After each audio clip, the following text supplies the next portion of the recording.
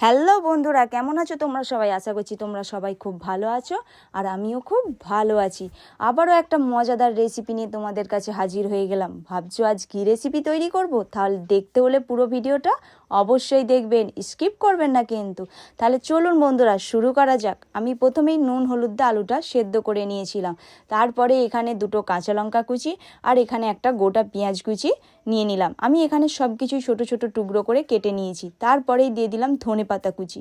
এরপর আমি দিয়ে দেবো অর্ধেক লেবুর রস। আপনারা চাইলে গোটা লেবুর রসও ব্যবহার করতে পারেন, আমি এখানে অর্ধেক লেবুর রস ব্যবহার করছি। তারপরেই দিয়ে দিলাম 1 চামচের মতন কালো জিরে। তারপরেই দিয়ে দিলাম সব গুঁড়ো মশলা, জিরে গুঁড়ো, গোলমরিচ গুঁড়ো, লঙ্কা গুঁড়ো আর নুন স্বাদ অনুসারে। আর রান্নার রাজা নুন, যেটা ছাড়া রান্না অসম্পূর্ণ। তারপরেই দিয়ে দিলাম আমচুর পাউডার। তারপরে দিয়ে দিলাম এখানে 1 চামচের মতন আদা রসুন বাটা।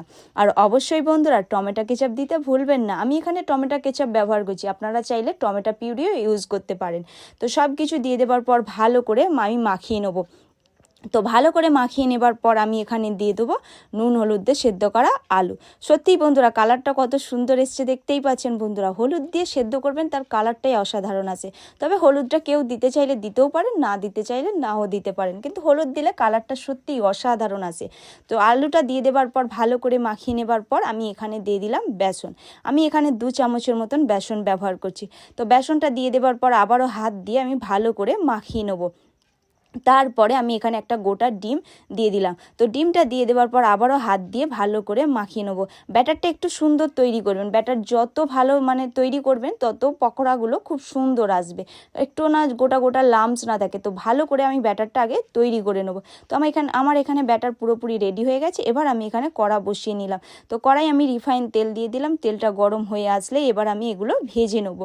তো আমি এখানে গোল গোল শেপে ভেজে নিচ্ছি, আপনারা চাইলে যে কোনো শেপে ভাজতে পারেন। তো আমি এক সাইড হয়ে গেছে, এবার আমি অন্য সাইডে ঘুরিয়ে নিচ্ছি।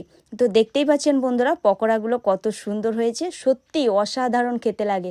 এই শীতকালে সন্ধ্যাবেলায় এই তেলে ভাজা আর দুধ চা গরম গরম ধোয়া ওটা সত্যিই খেতে অসাধারণ লাগে। আমাদের বাড়িতে শীতকাল মানেই তেলে ভাজা হবেই। সেটা বাড়িতে শরীরের পক্ষে তেলে ভাজা খারাপ হলেও কিন্তু বাড়িতে তৈরি করে খাওয়ার তার স্বাদটাই আলাদা থাকে। তো সত্যি আমরা বাড়িতে যখনই মন চাই এই শীতকালে আমাদের তেলে ভাজা হয়। তো দেখতেই পাচ্ছেন বন্ধুরা কত সুন্দর কালার এসছে। অবশ্যই আমার পদ্ধতিতে একবার বাড়িতে তৈরি করে দেখুন, খেতে সত্যিই অসাধারণ লাগে। এক কথায় যেটা বলতে হয় লাজবাব। তো আপনারা বাড়িতে তৈরি করুন, একবার টেস্ট করে দেখুন আর কমেন্টে জানাতে ভুলবেন না কিন্তু। আর অবশ্যই আমার চ্যানেলটাকে সাবস্ক্রাইব করতে ভুলবেন না। দেখা হচ্ছে নেক্সট ভিডিও। টাটা।